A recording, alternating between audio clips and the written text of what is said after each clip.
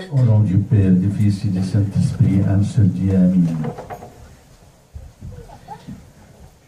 Un pharisien pria Jésus de manger avec lui. Jésus entre dans la maison du pharisien et s'est mis à table. La transcendance divine du Christ, un compliment. D'un côté, il a accepté l'invitation des pharisiens, malgré qu'il savait la réalité de ses sentiments. Mais le Christ ne refuse personne. Il accepte tout le monde. Mais en même temps, le Christ n'hésite pas de révéler à ses pharisiens les ressourcements délibérés de lui dans le droit de l'hospitalité. Alors que nous voyons aussi le Christ, un homme, tout à fait homme parfait, à table, il y a une femme qui vient, il mouille ses pieds avec les larmes, parce que c'est une femme pécheresse. Il vient pour demander pardon. Et cette femme, je suis sûr qu'il a attendu du Christ avant. Il a senti la grâce. Il a senti que c'est le Dieu incarné qui peut seul lui pardonner.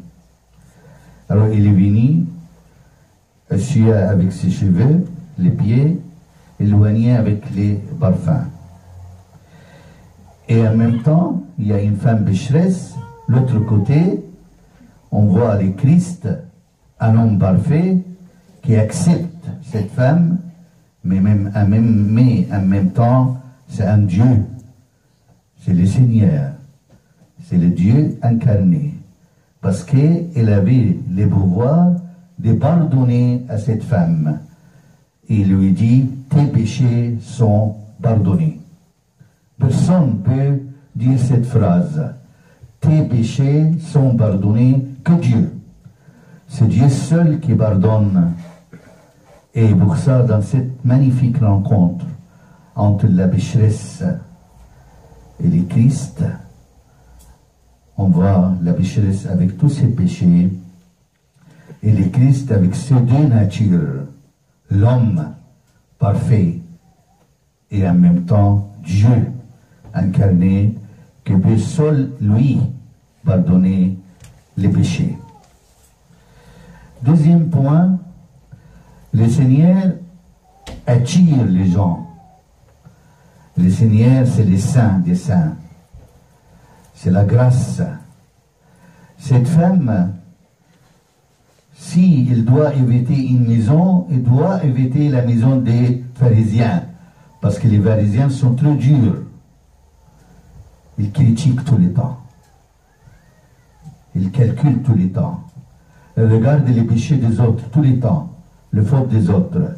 Alors s'il a pensé naturellement, elle va dire non, je ne peux pas aller chez les pharisiens, ça sera scandale, elle va me dévoiler devant tout le monde.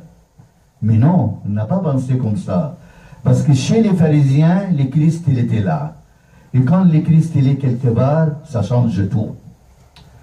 Il avait le courage, parce qu'il sait, le Christ, c'est la bonté, la pitié, l'amour, la charité. Et pour ça, dès que le Christ, il est quelque part, s'il est dans notre maison, ça sera une maison d'amour, une maison de bonté, une maison de pitié, une maison de charité, une maison douce, calme. Et cette femme-là, pécheresse, était dans le péché depuis sa naissance.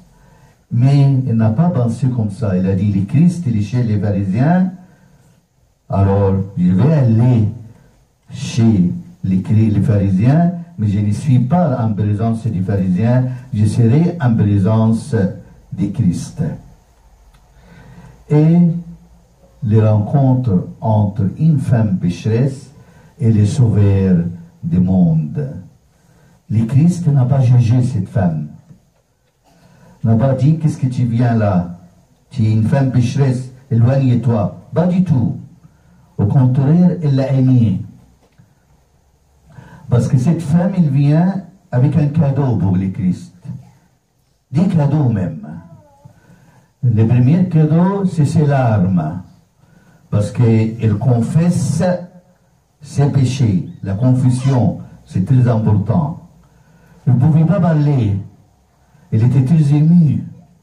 Alors, il pleure. Quelquefois, dans les confessions, quelqu'un il vient pour confesser avec moi, il ne peut pas parler, il pleure. C'est une expression des confessions sincères du cœur. Alors, il a donné, le premier cadeau de cette femme, c'est les larmes. Deuxième cadeau, ses cheveux. Les cheveux des femmes, c'est le plus cher pour la femme. C'est son honneur. C'est sa dignité. Et pour ça, il a assuré ses pieds avec ses cheveux. Et troisième cadeau, c'est les parfums qu'il a amenés pour oindre le Christ. Mais le plus cher des cadeaux des trois, c'est les larmes. Les larmes, c'est le plus cher de ces trois cadeaux. Il a amené ses larmes, il a amené ses cheveux, sa dignité, son honneur. Il a amené les parfums pour oindre les Christ, les chefs de prêtres, l'archiprêtre. Mais le plus important de ces trois-là, c'est les larmes. Les larmes qui a sauvé beaucoup de monde. Les larmes, c'est une expression de pénitence. Les larmes, c'est une expression pour demander le pardon. Et nous nous souvenons très bien Saint Augustin. Saint Augustin, le fils de Sainte Monique. Sainte Monique, elle avait un enfant, s'appelle Augustin. Cet enfant est loin du Seigneur. C'est un grand philosophe.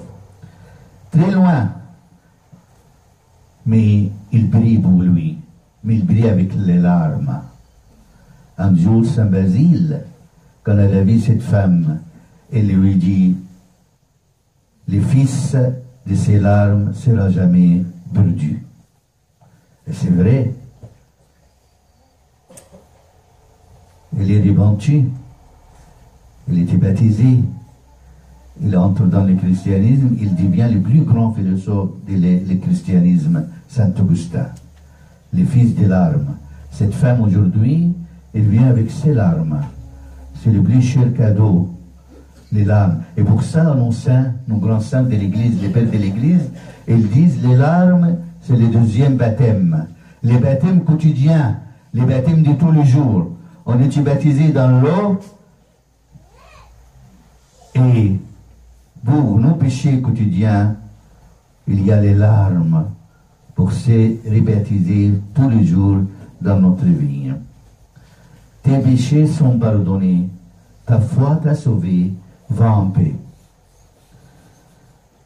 Le cœur qui va vers le Seigneur toujours aura la paix, toujours aura le pardon, toujours aura le salut. Vous voyez, nous, notre adoration, ce n'est pas que les gestes expriment, mais c'est avec le cœur. Il dit, ce peuple m'adore avec les langues, avec sa bouche, mais son cœur est loin, loin, loin de moi. Le Christ, quand il a demandé quelque chose à la humanité, il dit, mon fils, donne-moi ton cœur. C'est tout. Cette femme, elle est venue là, chez les pharisiens, les plus durs, pour donner son cœur.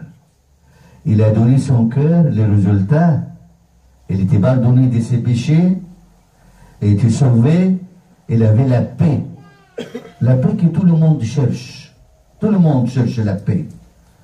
On ne peut pas avoir la paix que par le roi de la paix, notre Seigneur Jésus-Christ. Et le cœur qui est pénitent apprécie la bonté de Dieu.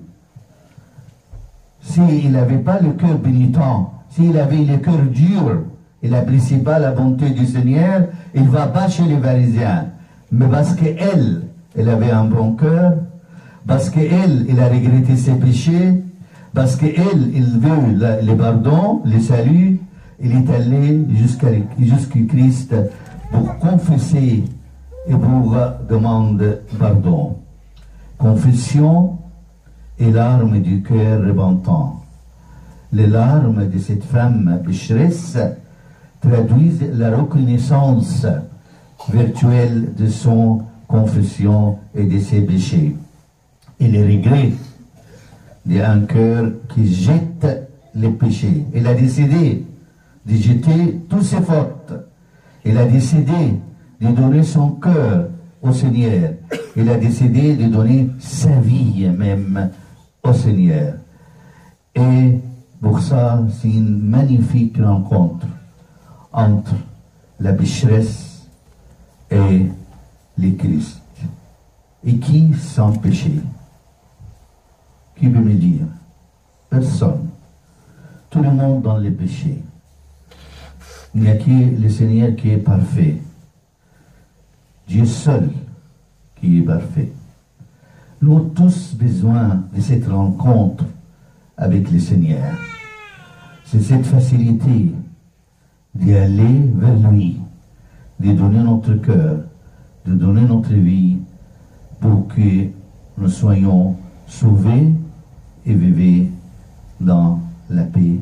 À lui la gloire éternellement. Amen.